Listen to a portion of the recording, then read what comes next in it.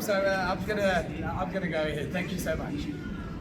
I've been asked to speak to you about the neuroscience of performance and looking specifically at the entity of mental agility.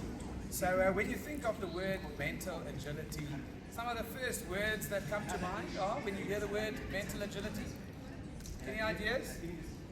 Hands up. Yes. Okay. Flexibility, another synonym there. Very good, very good. So when we think about agility, I work in the world of sports performance, looking after high performance teams, World Cups, Springboks, Sevens, you name it. And when it comes to agility in that sense of the physical peak and the meat box, agility means the ability to change direction, move your center of gravity, to change this big meat box and change it into a direction that is beneficial to both the person and the team at the same time. So in your workplace and in your corporate life, you're also going to be faced with many opportunities to do that. So take a look at this.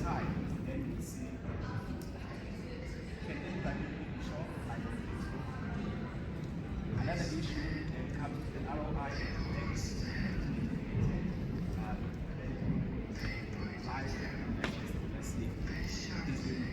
Heavy investment in the markets, but how will we see it?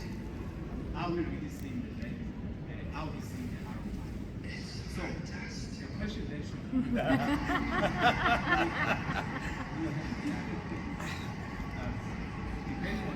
how many of you saw that coming?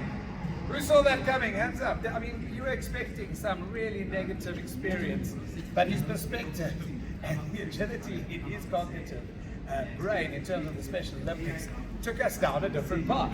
So too, I'll ask you to refer back and remember that imagery as we move through my talk and get there a little bit later. All right, so we all know that as a species, we are all designed to survive. We do better in herds, don't we? In terms of, if you think back to generations and generations, we survive, and our chances of survival are better if we do it in groups. If you have to find food alone, it's harder, it's more difficult. Protection, security, you name it. When it comes to survival, you have innate abilities that help you survive without you thinking about them, that are reflex things. If a lion walked in here right now, your pupils would dilate. Why? Because you want to see the thing that's threatening you. Look for weaknesses or look for the exit sign for you to run away, obviously, as well. Your heart starts beating faster because you need oxygen and nutrients to the brain to think of a plan to rescue you in the situation. All right, what else happens? Well, you might start sweating or perspiring to cool you down for when you do start running, that you don't overheat like a car's radiator, for example. Along with that, obviously, whether you're black, white or blue, you always hear the saying, the Afrikaners say, "Ek het my wit geskrik. I was as white as a sheet." Why does everyone turn white when they have a fright? Well, the blood vessels to the skin constrict in order to direct the blood to the essential organs. And no, that is not an essential organ. The essential organs are your brain, your heart, your kidneys. But when you run, obviously, the blood is shunted away from the stomach to the large muscle groups. And that's why the marathon runners, when they cross the finish line, what happens? They collapse. They suddenly stop. Then the blood supply and the pressure needs to adapt to them now standing still. All right, so we all know that we have to survive and how geared we are to survive. So let's carry on. So if you look at the 3 F's, I'm going to go back one. Sorry, just pushed that one. There we go. High pressure stress states. Our previous speaker spoke about cortisol. Cortisol is a stress hormone that gets released from the adrenal glands that sit just above your kidney. And they also in a beautiful circadian rhythm to when you sleep and when you're active in the day. Cortisol also helps you keep your muscle mass when you're over 40. Gents and ladies, because ladies also have testosterone, for example, and they also have cortisone as the secondary hormone when it comes to stress. The 3 F's in our lives when it comes to living stressful lives, what are they?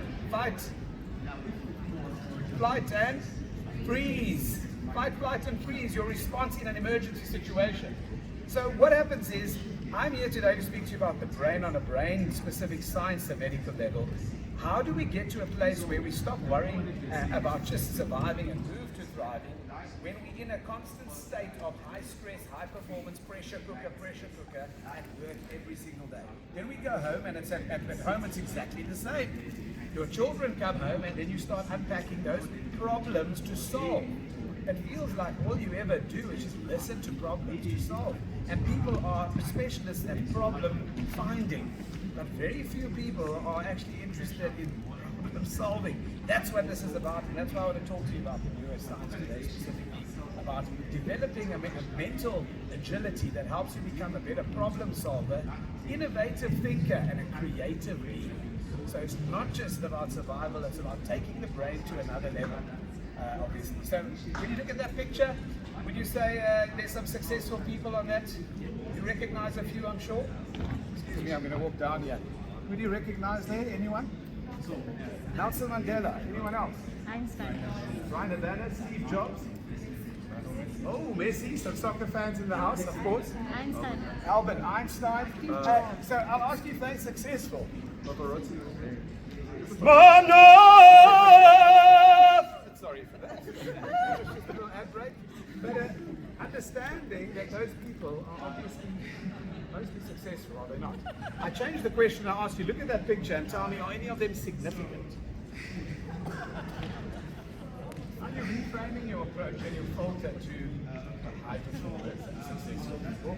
Is someone that's successful necessarily significant? And the key word here to take away is that significance, when compared to success, success is often about you achieving heights in your ability and your skill set that take you to a new level. But when it comes to significance, it's how you use those skills to impact and influence positively the lives of others. It's a living outwardly approach for significance that changes the course of history, the course of operations, the course of family life and security and love in someone's life, taking them over a journey. The difference between success and significance. Why that's important is because when we assess health and wellness and things like happiness, for example, people's definition of how they define success and what they ascribe to is not all the same. For some people, success is separate from significance, and for some of us, there's overlap, and they're not necessarily the same thing. That's the bottom line. All right. So this is a business definition of thriving. It says we use our skills and knowledge to allocate resources together and to distribute these resources fairly in order to stay alive, survive, and thrive. That's a business definition of looking at thriving. When we look at the other definition, the sense of well-being is central to all forms of performance, even for finding meaning and purpose in life, where thriving is another human capacity that might be best described as well-being in action or motion. So the word being itself, everyone says just be. Here's be in the moment, be, C-K-B. Well-being can be perceived as a passive state. I urge you to challenge yourself and realize that thriving is in fact an active state where the performing subject can reach its highest potential. All right, so that's just a quick model referring to thriving at the top, brain performance position in the middle in the green triangle over there, and then of course resilience, leadership, learning and innovation at the top. But in order to get the roof on the house, the foundation needs to be intact, friends. What are the things that their foundation? On the left there in blue, you've got the personality style. You've got preference styles of leadership that are individual in the room. You've got problem-solving brains in some of us that comes naturally, and logical thinkers, and other people are emotional thinkers that struggle to get down to the nitty-gritty problem solving because we feel so upset that we've been wrong in the meeting, and the tone that the colleague spoke to us in is just absolutely unacceptable at the boardroom table. And that cripples our performance because we are emotionally driven. You can't move into gear to take pictures. Problem solving, innovation, creativity. PIC. We can't move there because we're stuck and paralyzed.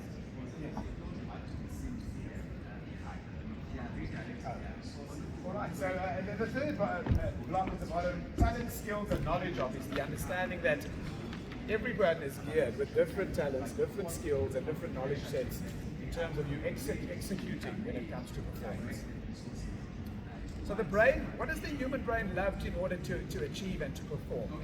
It loves new things, novel things. So if you're doing the same routine every day, and you're not introducing new, exciting, intellectually stimulating things, intellectually stimulating people, if you're not into even activities in your life that are not new, learning a new skill set, your brain kind of gets used to it and knows, oh, I'm gonna give out so much energy the next day, and it understands the routine. The human brain loves routine to a large degree. It loves knowing when you're going to sleep at night. It doesn't like sleeping at 10 o'clock one night, 12 o'clock one night, and 1 o'clock another night. Because it actually likes planning for the next day. It conserves the energy according to the tasks that are coming.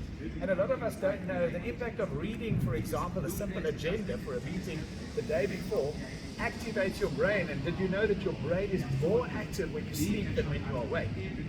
It actually, if you do prime it, it takes the information required for the next day out of the long-term memory. It puts it on the workbench so you can access the file that you utilized for that specific topic on a previous occasion.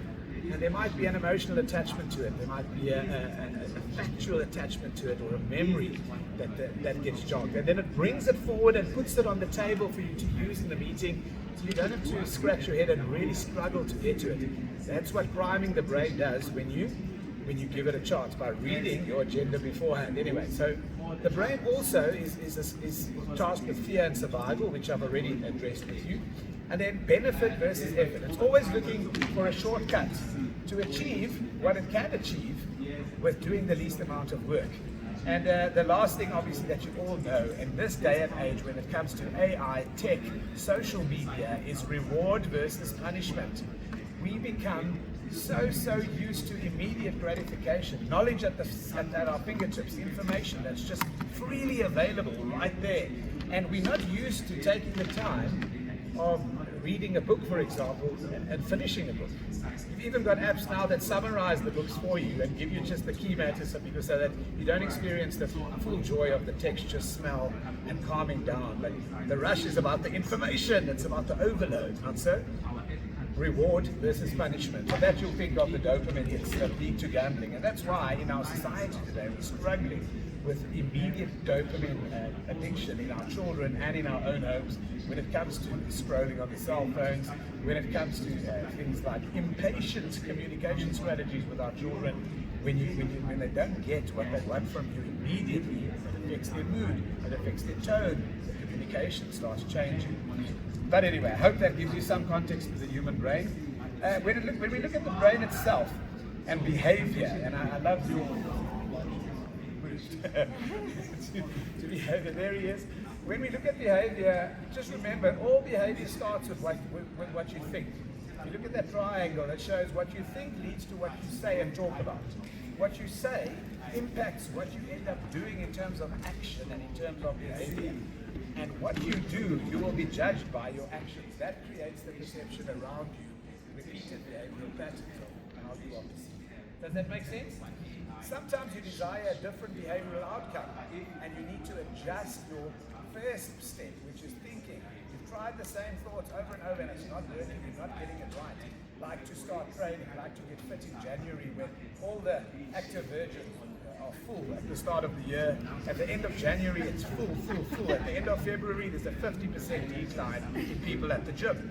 The simple reason is, as I said, what you think becomes what you say, and you want immediate gratification because you can't see tangible results and experience the joy and the metric results you had in terms of speed, endurance, etc. Living in the past, you don't see the results immediately and you stop. That's what happens with habits, and that's what happens with success. All right, so moving on then quickly. Mental agility, what is it? The capacity to adapt one's thinking and behavior in response to a changing environment.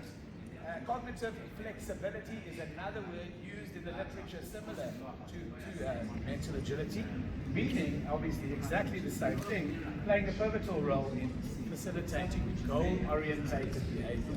In other words, I have the ultimate example of that, and that is coming here to you today. I flew from Cape Town this morning. I arrived at OR Tambo, and as I was trying to arrange my Uber pickup to meet at hole number 2E on the second floor, e-hailing, I arrive and see that they're 5 minutes away, And then I realized my bag's feeling a bit light. I opened my bag and realized my laptop is not in my bag. My laptop was left behind on the aeroplane. No jokes. At that moment, I can tell you, I wasn't calm. I was rather flustered because my entire talk was on that laptop, and I'd spent weeks preparing my talk, and I was so excited. And there I was. And I'm thinking, I've got to be at the venue in about an hour and a half's time. I'm going to now leave the Uber, run back into the building, and ask the person at the ticket counter to please phone the aeroplane, find my laptop. Long and the short, I spent an hour and a half at the airport. They told me no one's handed it in, they couldn't find it, etc., etc. And in that process, how would you have felt? What would you have done if it was you sitting there right now? You can imagine. And in that process of an hour and a half, I remember calming myself down to have some breathing exercise moments, to try and visualize my loving wife and family at home, to try and ask myself, what would be the worst that could come of this question? What if that happens? What if, just to desensitize yourself to going into a state of true panic and worry. As I told them, I think I've got to hand it over now and release it after an hour and a half. I'm walking out of the gates, and there comes someone in an airport uniform with my laptop in their hand. After being told by everyone on the flight nothing was handed in, and phoning everyone, and there you go, down here. So mental agility was me having to calm myself down, think of what are the solutions, what are other options. I'd already arranged earlier versions of my talk that I'd stored on a cloud system to be emailed to me, on Teams or something, so I went into problem solving mode. And you are going to be in situations like this, and you're going to remember this story and what cognitive agility and flexibility is. But you can't get there unless you get your body and your mind into a relaxed physiological state. Then you can think of creative solutions and problem-solving ability. So I was tested a bit this morning, and very excited to be here. So, do you have mental agility? And you need to ask these questions for yourself. Can you switch between different tasks quickly or not? Or you are stuck. Think about home while you're cooking something and the phone rings and someone arrives unannounced at home. What happens to you? Does it irritate you? Are you really, really upset? Think about it at work. If you've got a certain target for the day and you want to do this, and an email comes in and then it derails you. Are you very rules bound in terms of black and white thinking or not? There's only one way to do it. This is the way. This is my way. I want it done like that.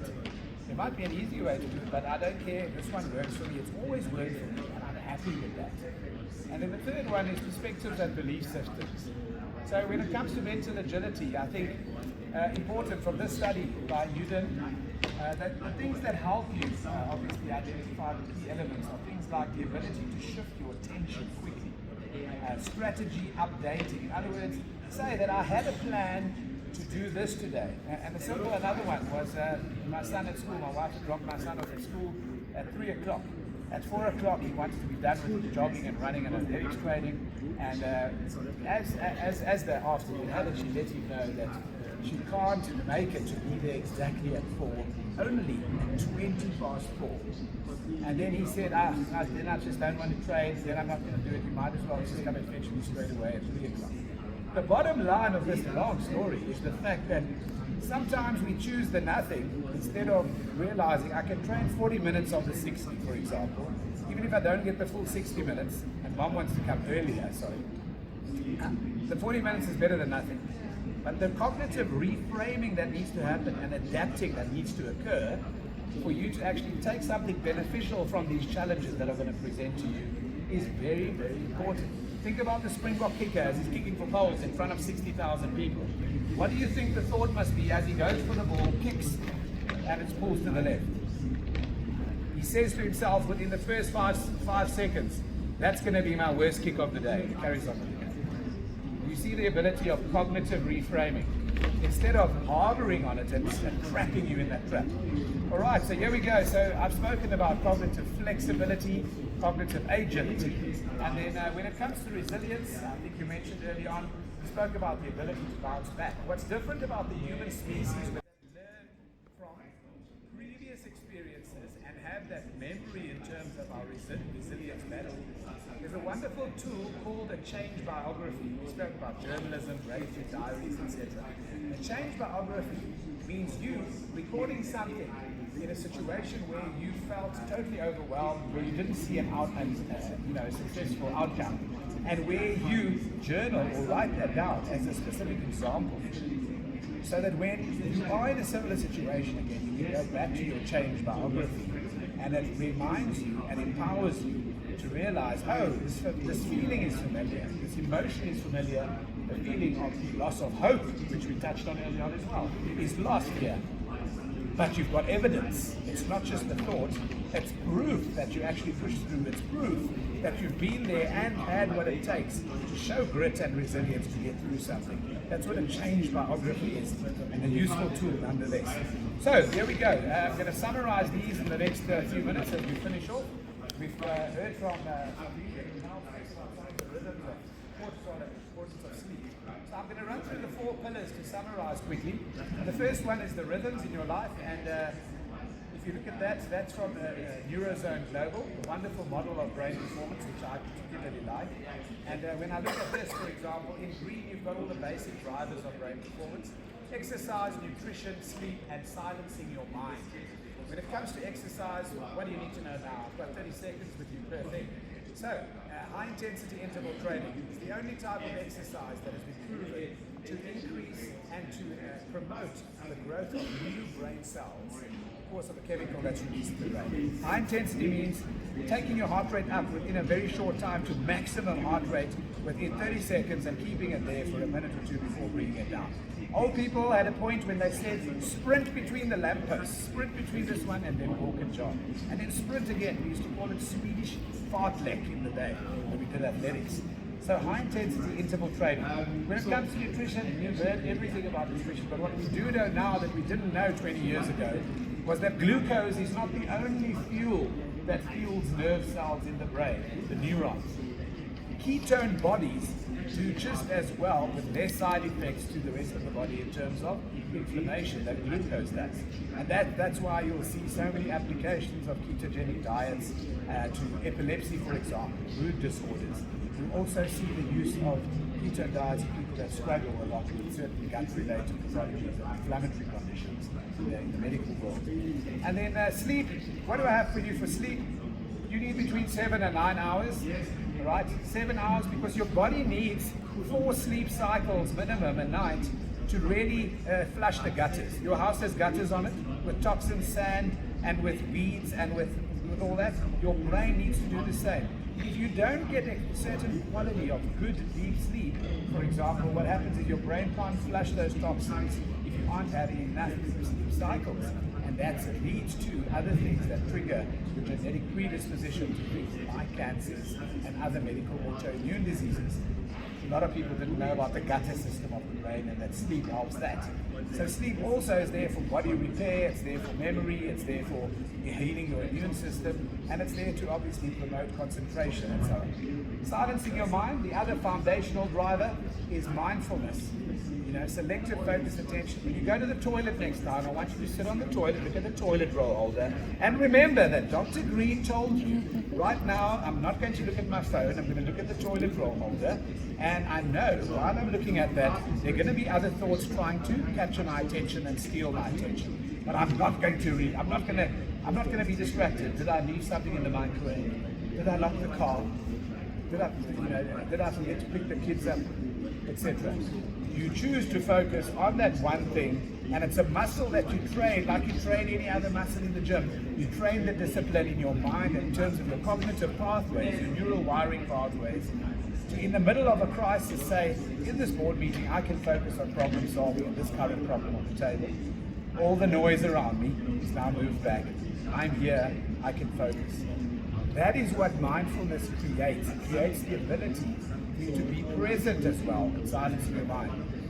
Mindfulness isn't always a happy place and a happy, relaxing thought. My wife is an occupational therapist and psychiatrist. She always tells me, please remember, Darren, to tell people mindfulness means experiencing sometimes the good and the bad, but allowing and noticing that you are experiencing.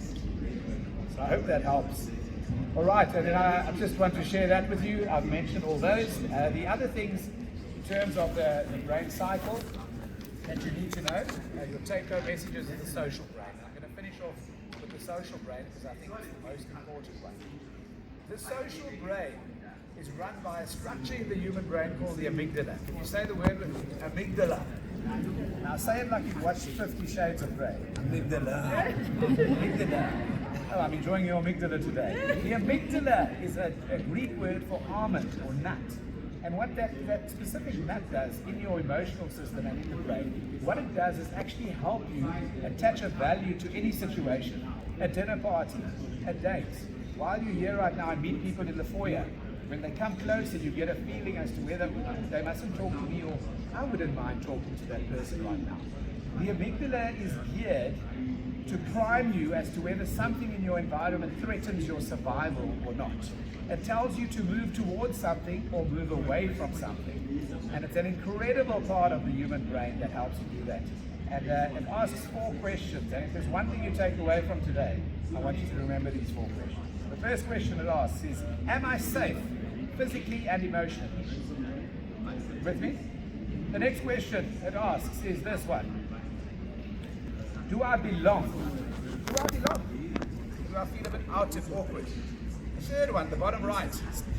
Am I made to feel that I can make a significant contribution or not? And then the last thing it asks is, do I align with my values and my sense of identity? And the amygdala is an incredibly powerful tool as part of that social brain. And I urge you to allow yourself to ask those 4 questions to decide whether and where you plant, in which relationships you plant, in which organizations you work or choose to work, and where you choose to live a life of significance. All right, and this I thought is a good thought to leave you with. How many of you, when it comes to emotional safety and security that I spoke about in the amygdala, the first question I asked, are aware of the fact when it comes to safety and their sense of belonging, 35% of South African kids grow up with both parents. A mother only, 40%, a father only, 3%, and neither of their parents, 21%. That's food for thought, when we look at the theme of nurturing and we look at the theme of emotional and psychological safety. So I hope that you take something back from that, and I think we've spoken a lot about some of these others. The last one that I mentioned is pillar 3, which is the higher order brain.